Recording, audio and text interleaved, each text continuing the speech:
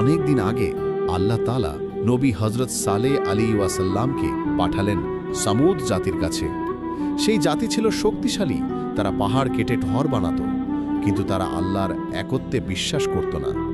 লোকেরা সালেহ আলাইহিস ওয়াসাল্লামকে বলল, যদি সত্যি তুমি আল্লাহর নবী হও তাহলে আমাদের জন্য একটি অলৌকিক নিদর্শন দেখাও। আল্লাহর ইশারায় হঠাৎ একটি বিশাল উটনি পাহাড় থেকে বেরিয়ে এলো। এটি ছিল আল্লাহর পক্ষ থেকে এক মহা নিদর্শন।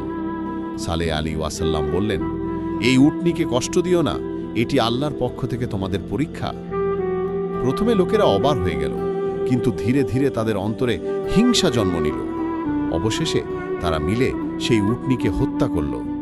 তারপর আল্লাহর গজব নেমে এলো সামুদ জাতির ওপর।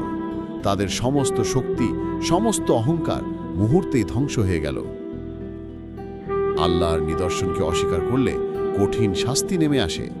হিংসা আর অবাধ্যতা মানুষকে ধ্বংসের পথে নিয়ে যায়।